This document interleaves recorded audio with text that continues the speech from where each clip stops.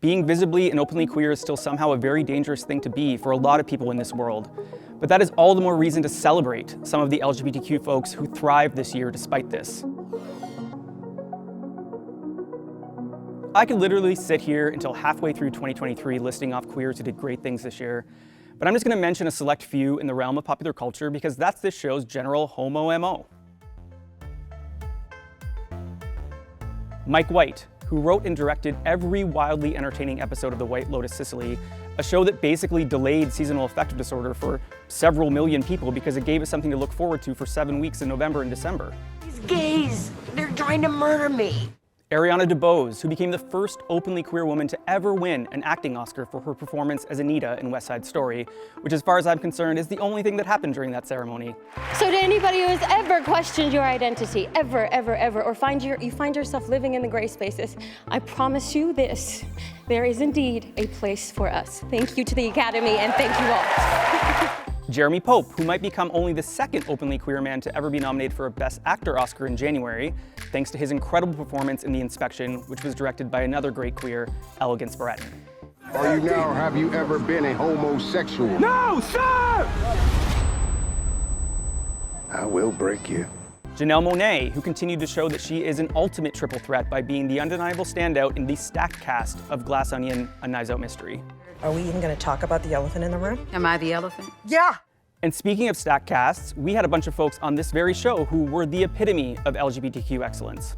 Like our very first guest, Billy Eichner, who wrote and starred in the hilarious, heartfelt gay rom-com Bros, a film that I really hope you'll go see if you haven't, for the simple reason that it's very good.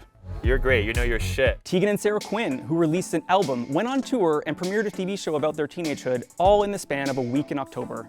Bilal Baig, who created and stars in CBC's very own SortOf, which won them a Peabody Award this year and is pretty undeniably the best thing on Canadian television right now. That's doable, right? Yeah. Luis de Filippis, who wrote and directed the fantastic film Something You Said Last Night, which won the Changemaker Award at this year's TIFF and opens in theaters next year. And Matt Rogers, who was rightfully baptized the Gay Prince of Christmas in 2022, thanks to his glorious musical comedy special, Have You Heard of Christmas? This Christmas thing is working out for me. I mean, it's you knew what you were doing. Fertile terrain for me. Rogers also was part of the cast of one of the year's best queer films, Fire Island, which also starred the iconic likes of Bowen, who was the best thing about Saturday Night Live in 2022, and Joel Kim Booster, who wrote Fire Island and also released the killer Netflix special, Psychosexual. So much queer excellence. What are we gonna like hug and wrap this up? How does this end? Why don't we just get a little up and dance? What about Jerrod Carmichael, who released Rothaniel, the most talked about comedy special of the year, and then won an Emmy for it? That It Gets Better shit is for the kids. Like, that's not for an adult man figuring himself out. Katie Gavin, Josette Maskin, and Naomi McPherson, the three queer women behind the band Muna, whose incredible self-titled album turned queer joy into non-stop bops.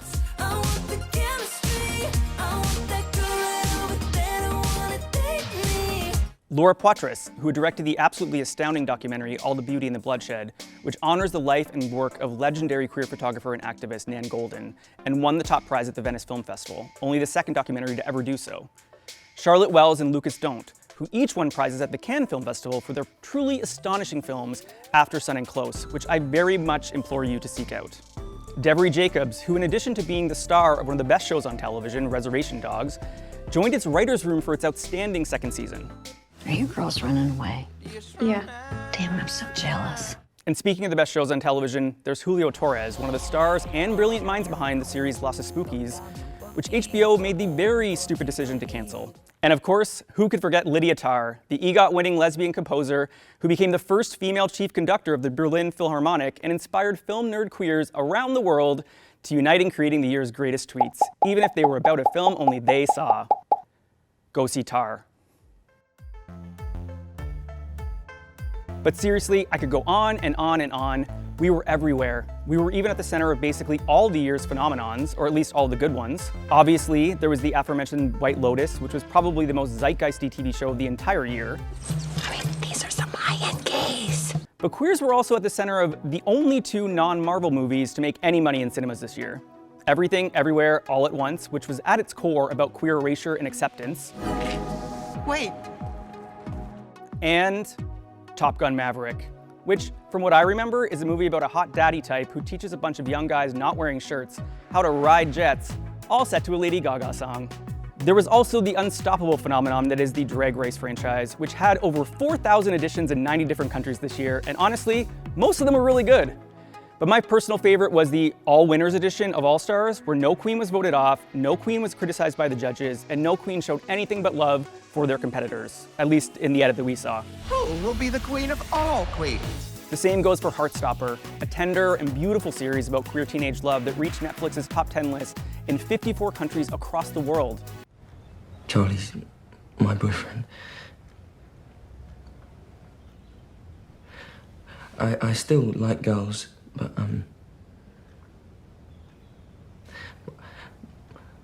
I like boys too. And then, of course, there was the album of the year, Beyoncé's Renaissance, which found the most celebrated person in all of music tell the queens to come to the front in an album that was heavily inspired by black and brown queer culture of the 1980s and 90s, and was dedicated to Beyoncé's late uncle Johnny, who she once called the most fabulous gay man I've ever known and I ever knew.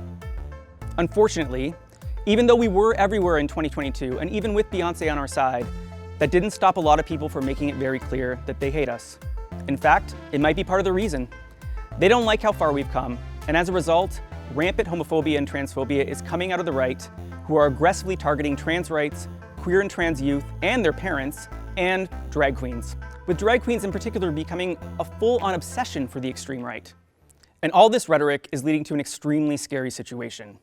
On November 30th, in the wake of the horrifying shooting in Colorado that targeted a queer club and left 5 people dead and 25 injured, the United States Department of Homeland Security issued a domestic terror warning to the LGBTQ+ community. Let that sink in.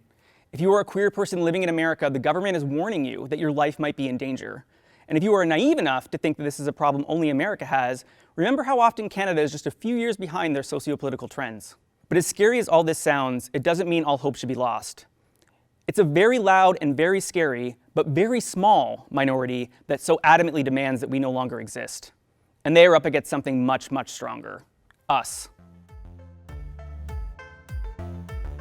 We're here, we're queer, we're not going away. We're here, we're queer, we're not going away. The title of the show, Here and Queer, is an homage to the chant, "We're here, we're queer, get used to it." This originated in the early 1990s when it was one of the many things yelled out during protests by the activist organization Queer Nation. Queer Nation was formed to counteract an escalation in anti-LGBTQ violence, and it was wildly successful at the time. I'm mentioning it just as a reminder of one of the countless examples where queer people came together in unity to push back against hate. Now, I'm not saying we should all go out into the streets chanting, "We're here, we're queer, get used to it," though that does sound kind of fun.